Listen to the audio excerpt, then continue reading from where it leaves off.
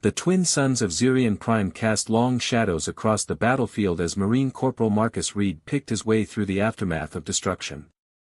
Smoke still rose from crater-pocked earth where energy weapons had turned sand to glass, and the acrid smell of burned ozone filled his nostrils. His squad's retreat had been chaotic, scattered by superior alien forces, leaving him alone on this godforsaken world with nothing but his training and a half-charged plasma rifle.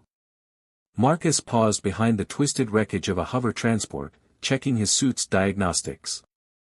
Life support was stable, but his communications array had been damaged in the fighting. No way to call for extraction, no way to know if any of his unit had made it out alive. He was on his own. A soft moan drifted across the wind, barely audible above the settling debris. Marcus tensed, weapon ready, scanning for movement. There, behind a collapsed energy cannon, something pale against the crimson sand. He approached cautiously, every instinct screaming this could be a trap. What he found made him freeze. A female Vorthak warrior lay crumpled against the cannon's base, her distinctive silver-blue skin marred by burns and cuts. Her combat suit, a sleek black material that seemed to shift and flow like liquid, was torn in several places. But it was her legs that made Marcus's stomach clench, or rather, what remained of them. Both limbs ended in cauterized stumps just below the knee, the wound sealed but raw. She was alive, breathing shallow and fast, her angular features twisted in unconscious pain. Long white hair, almost luminescent, spilled across the sand like spilled moonlight. Even injured, even enemy, she was beautiful in an otherworldly way that made his chest tight. Her eyes snapped open, large, violet irises that seemed to glow with inner light. For a moment they stared at each other, predator and prey, though neither was sure which was which. Then her hand moved toward a weapon that wasn't there, the motion sending fresh agony across her delicate features. "Easy," Marcus said, keeping his rifle lowered but ready. "I'm not here to hurt you." She said something in her native tongue, the translator in his helmet rendering it as what his grandmother would have called colorful language. Despite everything, he almost smiled. "Got quite a vocabulary for someone in your position." "Kill me or leave, human," she snarled in accented standard, her voice like silk over steel. "I require no mercy from your kind." Marcus studied her for a long moment. By all military protocol, he should either put her out of her misery or walk away. She was Vorthak, the enemy who had started this bloody war. Her people were dangerous, cunning, and had killed too many of his friends to count. But something in those defiant violet eyes stopped him cold. "What's your name?" he asked instead. She stared at him as if he'd grown a second head. "What? Your name?" "I'm Marcus Reed." "Seems polite to ask before I save your life." "You are insane," she said flatly. "I am Kestra Voss, Blade Sister of the Crimson Fleet. And you cannot save me, my people have already retreated. They know I am lost." Marcus shouldered his rifle and knelt beside his pack, pulling out his emergency medical kit. "Good thing I'm not your people then." "The blood loss has clearly affected your reasoning," Kestra said, but he noticed she made no move to stop him as he prepared the trauma supplies. "Why would you help me?" "Because I can," he replied simply, activating the medical nanobots that would stabilize her injuries. "And because I'm tired of this war taking everything from everyone." As the tiny machines went to work, repairing damaged tissue and stemming internal bleeding, Kestra watched him with those otherworldly eyes. "You are not what I expected, Marcus Reed." "How so?" "Our intelligence suggests humans are brutal, primitive creatures driven only by violence and conquest. Yet you show compassion to a fallen enemy." She tilted her head, white hair catching the dying light. "It is confusing." Marcus finished sealing her wounds and sat back on his heels. "Maybe your intelligence needs updating. We're not all monsters, just like I'm guessing not all Vorthak are the emotionless killing machines our propaganda paints you as." Something shifted in her expression, surprise, perhaps, or recognition. Perhaps not. The medical nanobots were working their miracle, color returning to her silver-blue skin as they repaired the worst of the damage. But they couldn't replace what she'd lost. Marcus pulled a thermal blanket from his pack and wrapped it around her shoulders. "Can you move?" he asked. Kestra tried to shift position and winced. "My balance is compromised. The phantom pain from my legs makes it difficult to concentrate. Then we do this the old-fashioned way." Before she could protest, Marcus scooped her up in his arms, surprised by how light she felt despite her height. Her people were built for grace and speed, he realized, not brute strength.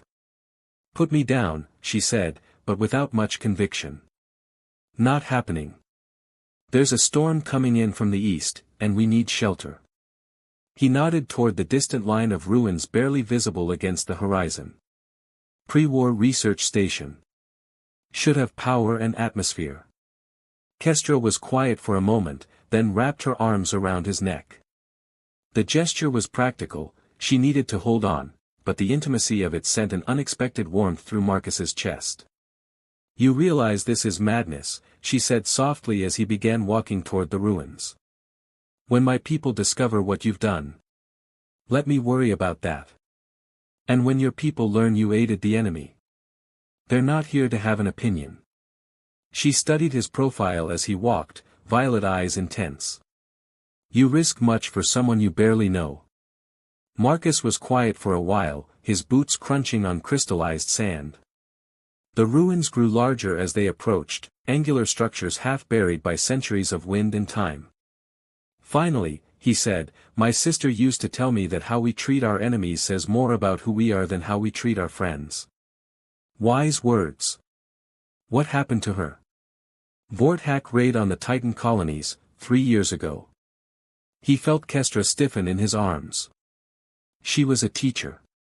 12-year-old kids in her class. I am sorry."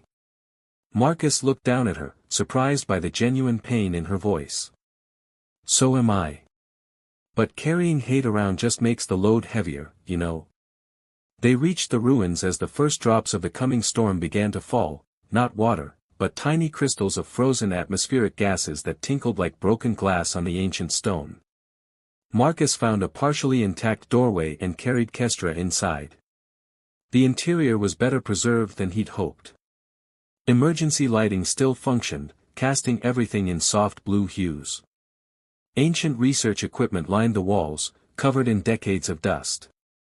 Whatever the scientists had been studying here, they'd left in a hurry when the war began. Marcus set Kestra down on a relatively clean section of floor and began setting up their temporary camp. Thermal regulators to ward off the bitter night cold, portable air recyclers to supplement the station's struggling life support, emergency rations and water. "You are very efficient," Kestra observed, watching him work. "Marines learn to make themselves at home anywhere." He activated a small heater and settled down across from her, close enough to share warmth but maintaining respectful distance. "How are you feeling?" "Like I stepped on a plasma mine," she said dryly, then added, "The nanobots are remarkable. The pain is manageable now." "Good. You should try to rest. Tomorrow we figure out how to get you proper medical treatment." Kestra was quiet for a moment, studying his face in the gentle blue light. "Why do you trust me?" "Do I?" "You have your back to the only exit. Your weapon is within my reach. Despite my injuries, I could still pose a threat." Marcus met her gaze steadily. "Could you? Would you?" She considered this, head tilted in that curious way. "I do not know. This situation is unprecedented in my experience." "Mine too," he admitted. "Guess we're both improvising." The storm hit in earnest then, crystal rain drumming against the ancient walls like distant music. The sound was almost peaceful, a rhythm that seemed to ease the tension between them. "Marcus Reed," Kestra said softly. "Yeah. Thank you. For choosing mercy over duty. It is a rare gift in wartime." He looked at her, really looked, seeing not the enemy warrior but the woman. Proud, fierce, but also vulnerable in a way that called to something deep in his chest. "You're welcome, Kestra Voss." As the storm raged outside and night fell over Zirian Prime, two souls from opposite sides of a galaxy-spanning war found themselves sharing more than just shelter. They shared a moment of pure humanity, or in Kestra's case, whatever her people called the spark that made life worth preserving. Neither knew that this single act of compassion would change the course of their lives forever. For now, it was enough to be warm, safe, and no longer alone in the dark. Marcus woke to the sound of howling wind and the gentle hum of failing power systems.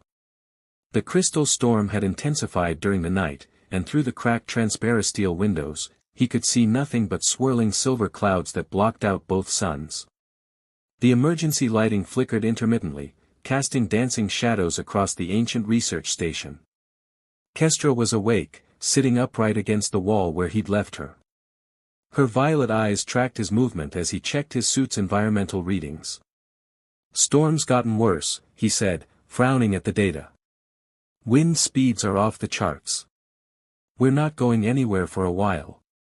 "How long?" she asked, her voice steady despite the obvious discomfort she must be feeling. "Could be days. These crystal storms on Zirian Prime can last a week or more." Marcus moved to check their supplies, doing quick calculations in his head. "We've got enough food and water, but the station's power grid is struggling. Heating might become an issue." Kestra watched him work with curious intensity. "You seem remarkably calm for someone trapped with an enemy combatant." Marcus paused in his inventory check. "Are you?" "An enemy, I mean. That is what we are supposed to be." "Supposed to be isn't the same as choosing to be." She was quiet for a moment, considering his words. "Among my people, such philosophical distinctions are considered weakness. We are taught that duty and honor demand absolute loyalty to the fleet." "And what do you believe?"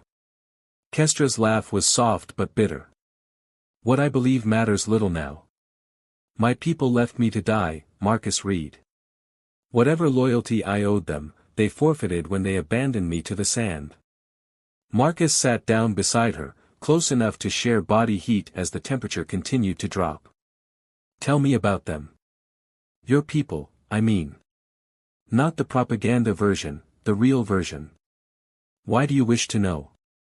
"Because I'm trying to understand how someone like you ends up in a war like this." Kestra studied his face in the flickering light. "Someone like me? Intelligent. Thoughtful. You question things instead of just accepting them." He gestured toward her injured legs. "And brave enough to keep fighting even when everything's falling apart." A flush of deeper blue colored her silver skin.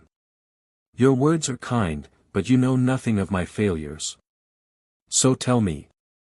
For a long while, the only sound was the crystal rain against the walls. Then Kestra began to speak, her voice low and distant.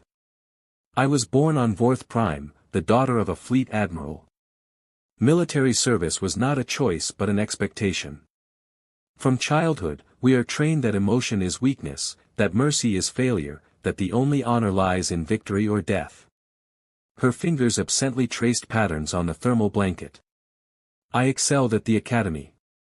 Top of my class in combat tactics, stellar navigation, and xenobiology." Xenobiology? The study of alien species. Specifically, how to kill them most efficiently. She met his eyes.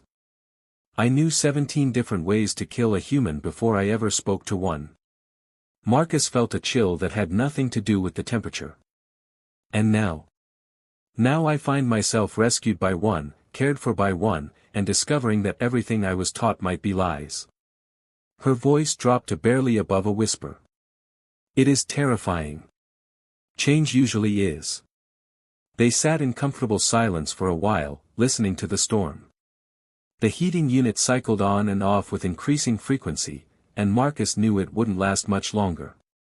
He was already calculating how to conserve body heat when Kestra spoke again. "Tell me about your sister." "The teacher."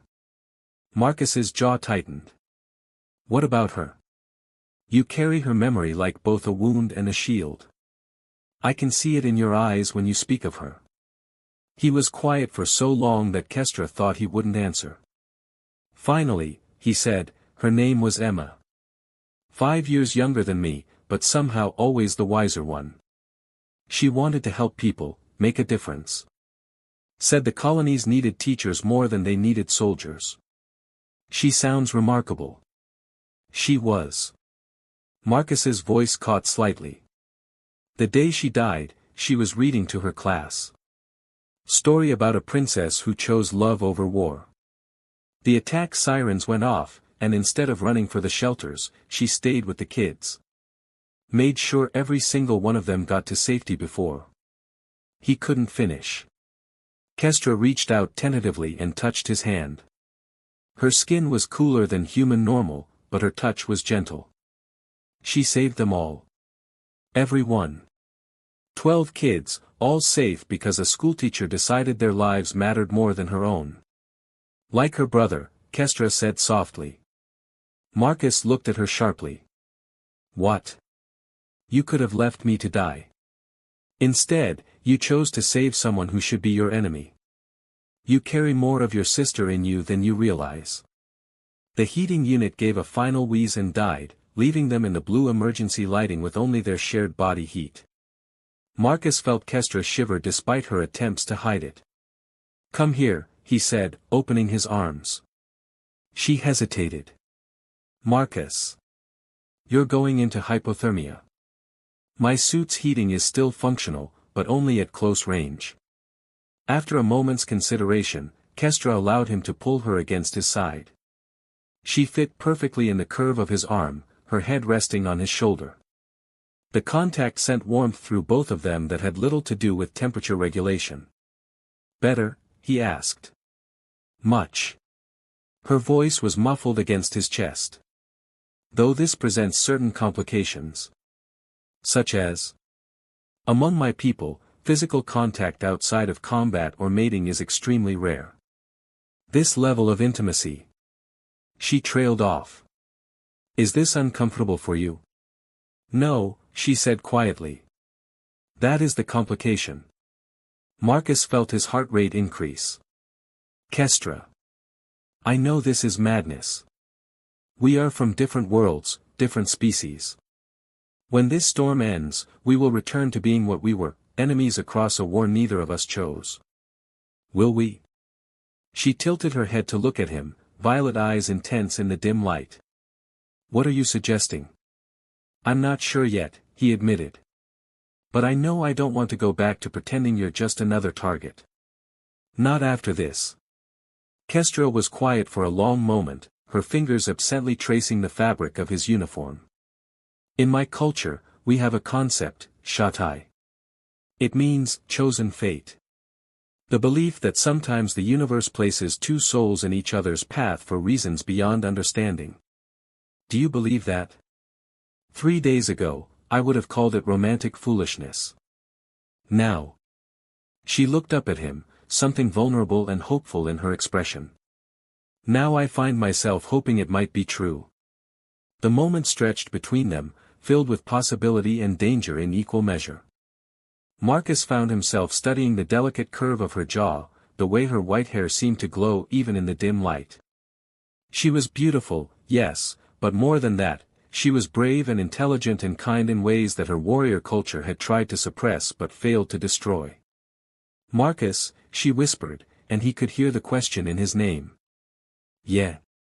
When you look at me, what do you see? He considered the question seriously. I see someone who's been hurt but refuses to be broken. Someone who questions what she's been taught and chooses her own path. I see a woman who's stronger than she knows and kinder than she's allowed to be. Tears gathered in her violet eyes. No one has ever seen me that way. Then they weren't looking hard enough. She reached up to touch his face, her cool fingers tracing his cheek. And when I look at you, I see a man who chooses compassion over revenge, who risks everything for a stranger, who carries his pain like strength instead of weakness. The space between them seemed to shrink. Marcus could feel her breath against his lips, could see the gold flecks in her violet irises. One of them moved, he wasn't sure who, and then her mouth was on his, soft and tentative and perfect. The kiss lasted only a moment before she pulled back, eyes wide with surprise at her own boldness. "I'm sorry, I shouldn't have." "Don't apologize," Marcus said softly, his hand coming up to cup her cheek. "Not for that. This changes everything," she whispered. "I know. We cannot go back to what we were. I don't want to." She searched his eyes, looking for doubt or deception and finding neither. Slowly, she leaned into him again, this time with certainty instead of hesitation. Their second kiss was deeper, filled with all the longing and impossibility of their situation. When they finally broke apart, both were breathing hard. Kestra rested her forehead against his, her eyes closed. "What happens when the storm ends?" she asked. "I don't know," Marcus admitted. "But whatever comes next, we'll face it together." "Together," she repeated, as if testing the word. "I like the sound of that." Outside, the crystal storm continued to rage, but inside their small shelter, two hearts that should have been enemies had found something worth fighting for.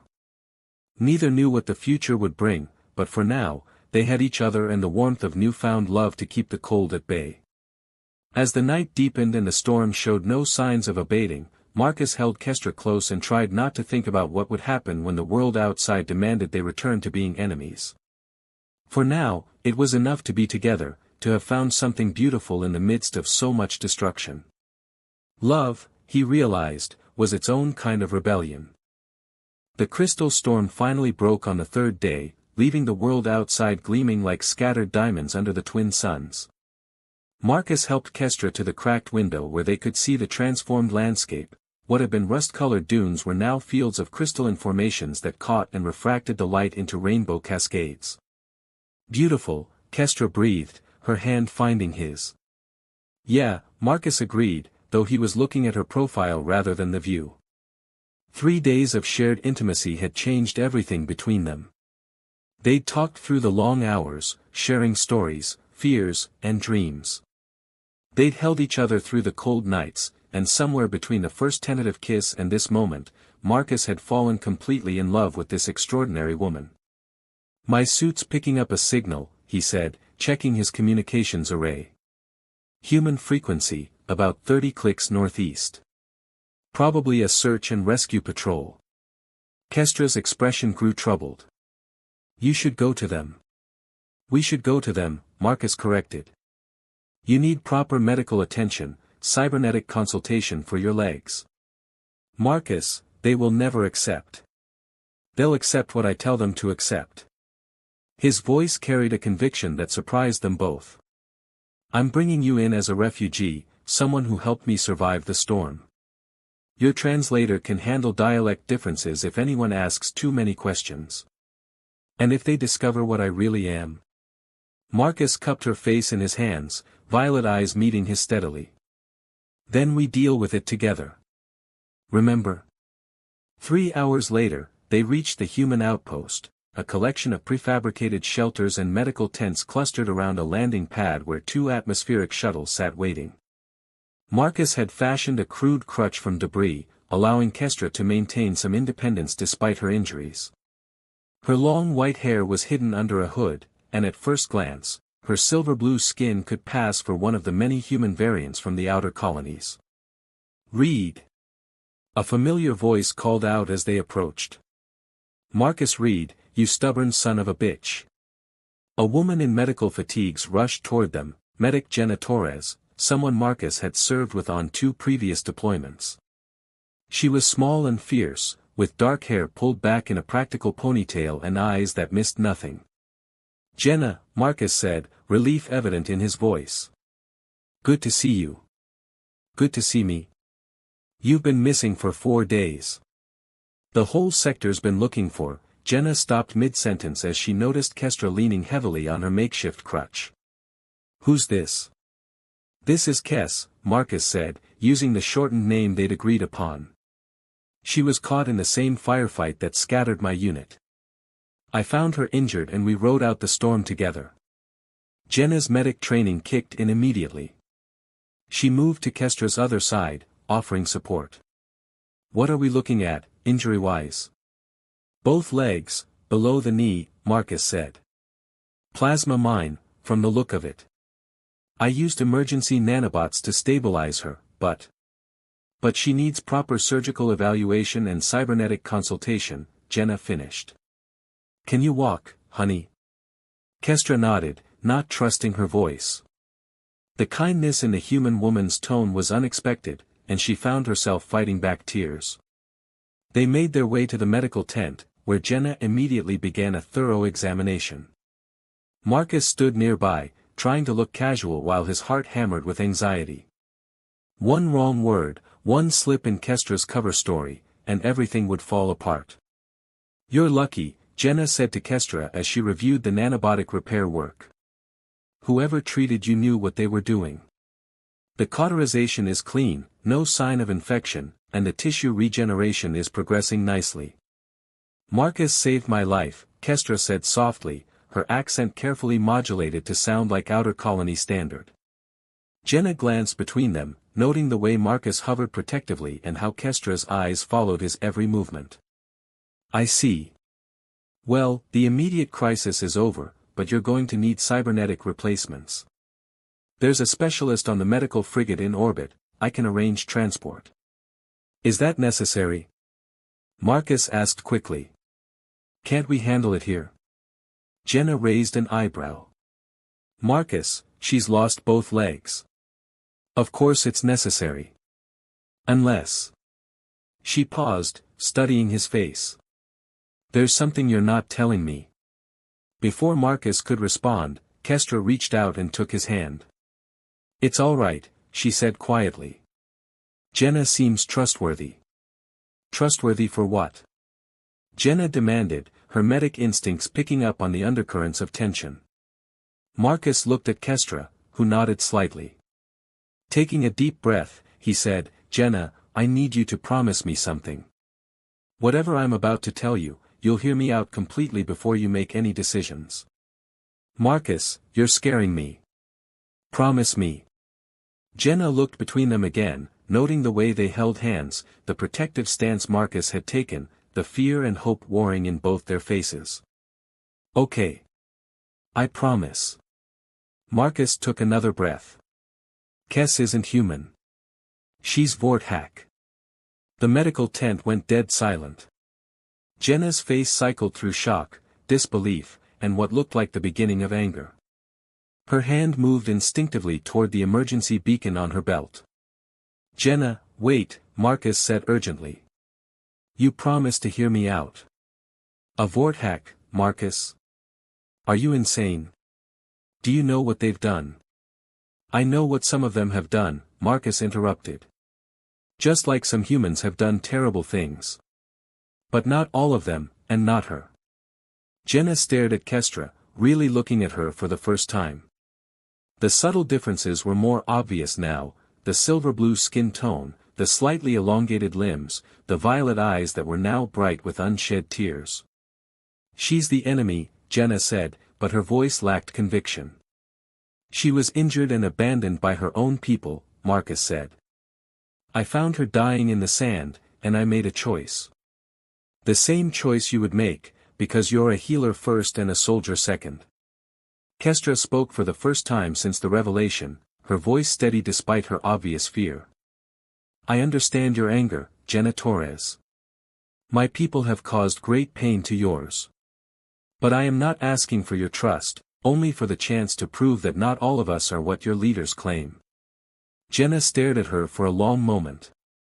You speak standard very well for an alien.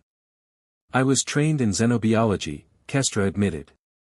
It was my role to study and understand human behavior. To kill us more efficiently. Kestra flinched as if struck. Yes. That was the purpose of my training. But meeting Marcus, seeing his compassion, his willingness to save someone who should be his enemy, it has shown me that everything I was taught may be wrong. Jenna looked between them again, noting the way Marcus's thumb traced soothing circles on Kestra's hand, the way Kestra leaned slightly toward him as if drawing strength from his presence. "Oh, hell," Jenna muttered. "You're in love with her. Is it that obvious?" "Only to someone with eyes." Jenna slumped into a chair, running her hands through her hair.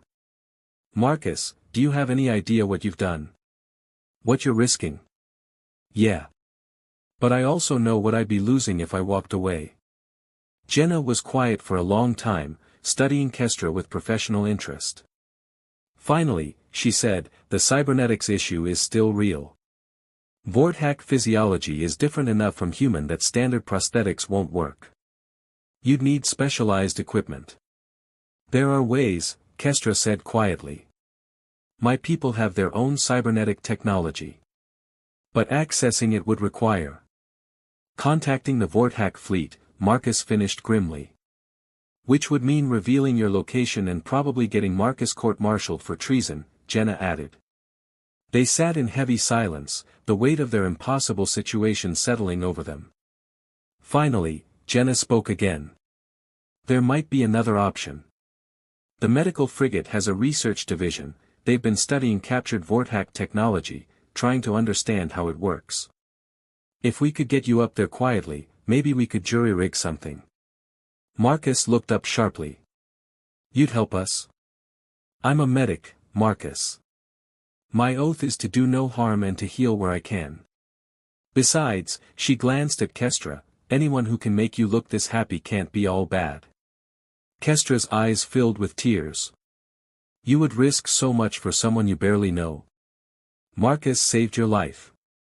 You've both trusted me with the truth when you could have kept lying. And frankly, if there's even a chance that this war could end with understanding instead of genocide, I have to try." Over the next several hours, Jenna worked her connections and called in favors. She arranged for a routine medical transport to the frigate, listing Kestra as a human colonist with rare genetic markers that required specialized treatment. It wasn't a perfect cover, but it would get them aboard. As they prepared for departure, Marcus found a quiet moment alone with Kestra outside the medical tent. "Are you sure about this?" he asked. "Once we're on that ship, there's no going back. If they discover what you are, then we face it together," she said, echoing his words from the ruins. "Marcus, these past few days with you have been the first time in my life I've felt truly free. Free to choose, to feel, to love. Whatever happens next, I will not regret that." He pulled her close, mindful of her injuries but needing to hold her. "I love you, Kestra Voss. And I love you, Marcus Reed. Against all logic, against all possibility, I love you." They held each other as the twin suns set over Zirian Prime, two souls from different worlds who had found in each other something worth fighting for. Tomorrow would bring new challenges, new dangers, and new choices. But tonight, they had love, hope, and a human medic willing to risk everything to help heal the galaxy one heart at a time. As Jenna called them back to prepare for transport, Marcus took Kestra's hand and helped her toward their uncertain future. Behind them, the crystalline fields caught the last light of day, transforming the battlefield where they'd met into something beautiful, a fitting metaphor for what love could do even in the darkest of times. The war between their peoples raged on, but in this small corner of the galaxy, three unlikely allies had planted the seeds of something greater, the possibility that understanding and compassion could triumph over hatred and fear. Their journey was far from over, but they would face whatever came next together, proving that some bonds transcend species, politics, and war itself.